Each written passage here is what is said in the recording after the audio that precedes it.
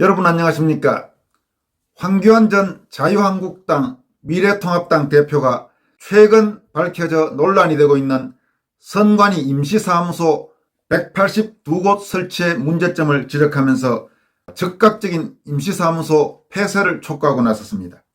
박수영 국민의힘 의원이 자료를 입수하고 민경욱 전 의원이 처음으로 폭로한 선관위 임시사무소 문제점을 야당의 주요 정치인 가운데 정식으로 제기하고 나선 사람은 최근 상당수 자유우파 애국 시민들의 지지를 받고 있는 황교안 대표가 지금까지는 유일합니다. 황교안 대표는 또 야권 일각에서 대선을 앞두고 나타나고 있는 이미 정권 교체가 이루어진 것으로 섣불리 낙관하는 분위기를 경계하면서 반드시 부정선거를 막아내야 한다고 강조했습니다. 황 대표는 먼저 선관위 임시사무소 문제와 관련해 다음과 같은 공식 입장을 밝혔습니다. 182군데나 되는 비밀 임시사무소 즉각 폐쇄하라, 이런 제목으로 이같이 밝히고 있습니다. 선거관리위원회가 아무런 법적 근거도 없이 선관위 사무실과 별도로 임시사무소를 설치했습니다. 전국에 무려 182군데나 설치했습니다. 문제가 심각합니다. 지난 2020년 4.15 총선에서도 임시사무소가 각종 선거 공작의 진원지였다는 지적이 많았습니다. 그때는 13곳이었는데 이번에는 전국 182개소에 무더기로 설치했습니다. 꿀맛을 본 듯합니다. 임시사무소는 국민의 감시가 불가능한 비밀사무소입니다. 거기에 아예 10Mbps 인터넷 전용선까지 깔아놓았습니다. 국가의 모든 조직은 반드시 법령에 설치 근거가 있어야 합니다. 국제선거조사단도 임시사무소의 위법성을 지적하고 있습니다. 그러나 임시사무소는 아무런 법적 근거가 없습니다. 선관위 조직이 비밀 조직이라니요. 지난 4.15 총선에서도 엄청난 부정선거가 자행되었는데 이번에는 아예 처음부터 작정하고 있습니다. 역시 믿을 수 있는 곳은 충성스러운 선관위네라는 비아냥까지 나오고 있습니다. 또다시 선거 공작이 작동되어서는 안 됩니다. 추호의 의혹도 없어야 합니다. 그래서 외칩니다. 선관위는 비밀 임시사무소를 국민들께 공개하라. 부정선거의 진원지 비밀 임시사무소를 즉각 폐쇄하라. 이 사항은 황교안 전 야당 대표가 선관위 임시사무소 즉각 폐쇄를 촉구한 글입니다. 선관위 임시사무소 문제와 관련해서의 핵심은 두 차례 여러분들에게 말씀드렸다시피 이 임시사무소가 법적으로 명확한 근거가 있냐고 하는 것입니다. 선관위 척을 옹호하는 사람들의 주장은 가령 선거까지 가는 과정에서 교육을 한다든지 혹은 무슨 공정선거 지원하는 그런 사람들이 활동할 수 있는 공간이 필요해서 임시사무소가 필요하다, 이런 주장을 하고 있습니다.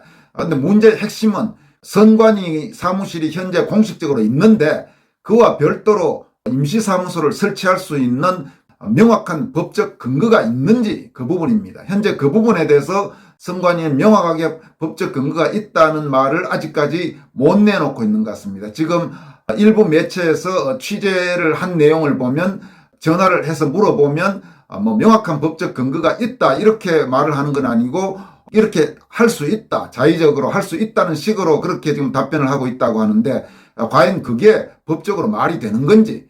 그러니까 지난번에 여러분들에게 말씀드렸다시피 선관위 공무원 출신인 배명수 도시산업개발 대표는 그런 식의 조직은 있을 수 없다는 겁니다. 선관위의 모든 활동은 명확하게 법령과 정식 어떤 규정에 따라서 이루어질 수 있는 것이지 명확한 규정이 없는데 그냥 자의적으로 해석해서 무슨 임시사무소를 만들고 한다는 것은 안 된다는 게 주장입니다. 그러니까 이 부분에 대해서 선관위가 명확하게 입장을 내놓아야 됩니다. 그러니까 법에 어떤 근거로 임시사무소를 설치한 건지, 무려 182곳이나 만약에 명확한 법적 근거 없이 설치했다면 당연히 없애야 되는 것입니다. 그러니까 저는 지금 현재 그 선관위의 임시사무소가 법적으로 명확한 규정이 있는지 없는지에 대해서 제가 현재 알 수 있는 입장은 아닙니다. 그러니까 그 부분을 지금 여러 사람들은 해서 안 된다는 지금 주장이 있는 만큼 선관위는 그 부분에 대해서 명확한 해석을 내놓아야 할 것입니다. 그런데 아직까지 그 부분에 대해서 공식적인 해석은 나오지 않고 있는 것 같습니다. 황교안 대표는 또 설날인 2월 1일 개표 결과 발표 순간까지 선거는 끝난 것이 아닙니다라는 제목의 입장문을 통해서 야권 일각의 섣부른 샴페인 터뜨리기, 섣부른 낙관론에 경종을 울리고 있습니다. 그 내용은 다음과 같습니다. 개표 결과 발표 순간까지 선거는 끝난 것이 아닙니다. 우려스럽습니다. 야권 일각에서 정권 교체가 이미 이루어졌다고 낙관하는 분위기가 있는 것 같습니다. 제대로 된 조사라고 믿지는 않지만 그런 여론조사도 분명한 정황을 보여주지 못하는데 야당 구성원들이 벌써 방심하는 듯한 선거운동 형태를 보며 참으로 걱정스럽습니다. 그러나 지금은 정당만 탓할 상황이 아닙니다. 선거는 특정 당이나 정파를 위한 것이 아닙니다. 나라의 주인이 국민임을 확인하는 제도입니다. 나라의 주인이 스스로 지키지 않으면 누구도 대신 지켜주지 않습니다.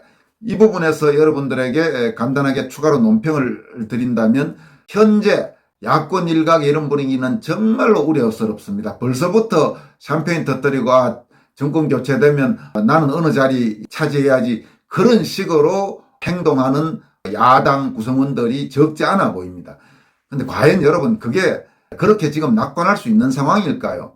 더구나 현재 1대1 구도도 아니고 지금 이 순간까지는 안철수 후보도 뛰고 있는 상황이고 과거에 선거 여러 가지 경험으로 보면 1대1로 붙어도 범우파, 범보수가 그렇게 간단하게 쉽게 이길 수 있는 구조가 아니었습니다. 그러니까 박근혜 대통령이 문재인 대통령을 이길 때도 그렇게 표차가 심하지 않았습니다. 그 전에 이제 이명박 후보가 정동영 후보를 이길 때는 그때는 표차가 컸죠. 그때는 김대중 노무현 정권을 끝나면서 10년 좌파 정권에 대한 회의, 환멸, 불신 이런 게 국민들 사이에 퍼져 있으면서 당시 김대중 노무현 쪽 유권자들 중에 상당수가 기권을 해버렸죠. 그러면서 비교적 넉넉하게 MB가 정동영을 이겼지만 그 이후에 박근혜가 문재인을 이길 때도 그렇게 표차가 심하지 않았습니다. 그런데 지금 과연 그때보다 훨씬 더 유리한 환경이라고 할 수 있겠습니까? 더구나 안철수가 나오고 있고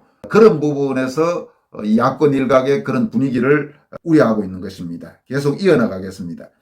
민주당의 불법 선거 정황과 의지는 분명합니다. 얼마 전 조혜주 선관위원 알박기를 통해 불법 선거 포석을 유지하려는 현 정권의 꼼수가 좌절됐습니다. 정치권은 손 놓고 있었지만 우리 애국 시민들이 하나가 되어 부정선거에 대해 강력 경고를 하자 견디지 못한 선관위 직원들이 들고 일어난 결과였습니다. 그러나 저들은 결코 포기하지 않을 것입니다. 이번에는 지난 4.15 총선 때보다 더욱 주도 면밀하고 집요하게 불법 선거를 계획하고 시도할 것입니다.